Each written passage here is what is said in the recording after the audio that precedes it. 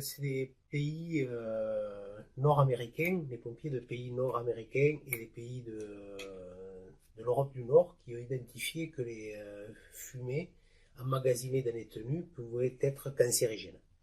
Donc ces études dans ces pays-là ont été confirmées par un rapport de la CNRACL récent en France et qui prouve que les substances emmagasinées par les tenues peuvent générer des cancers.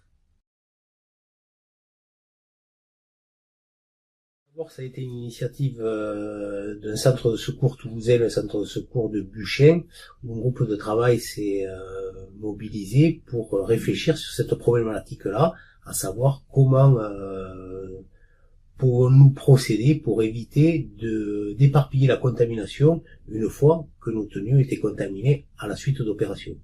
Ce groupe de travail a été mené par l'adjudant-chef Patrice Galtier, et donc il a mis en place donc cette procédure du matériel, et ce matériel a été testé au niveau local.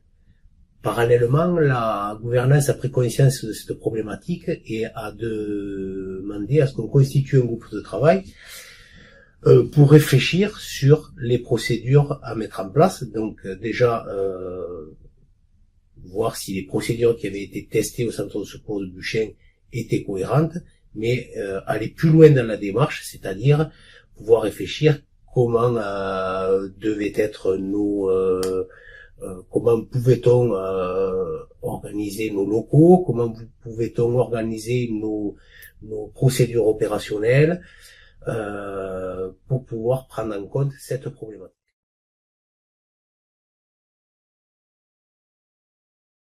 Donc dans le groupe de travail, il y a des membres du 3SM, des membres du CHSCT, des utilisateurs, donc SPP, SPV, la partie technique qui comprend le service logistique qui fait l'achat des tenues, qui est en charge du nettoyage des tenues, et la partie patrimoine qui va réfléchir aussi sur l'aménagement des futurs locaux.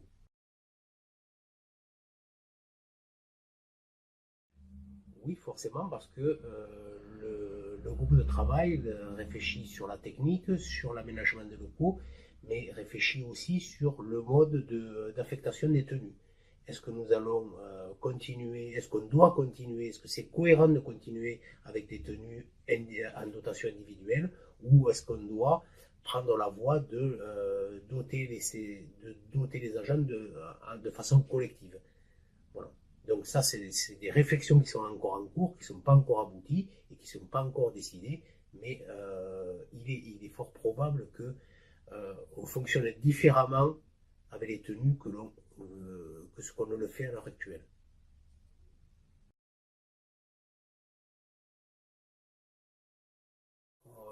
Effectivement, on rencontre des réticences de la part d'agents qui, à mon avis, n'ont pas conscience du problème et qui ne voient pas l'intérêt de cette démarche.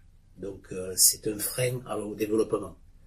Donc le seul moyen d'y faire face, c'est de communiquer et d'informer les personnes afin qu'ils prennent conscience de la nécessité de prendre en compte cette problématique.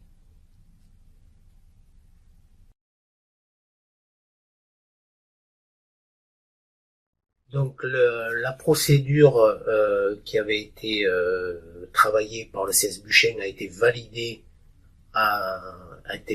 par ce groupe de travail. Donc le matériel a été acheté et déployé dans tous les centres de secours pro depuis le premier pro et mixte depuis le 1er avril 2018.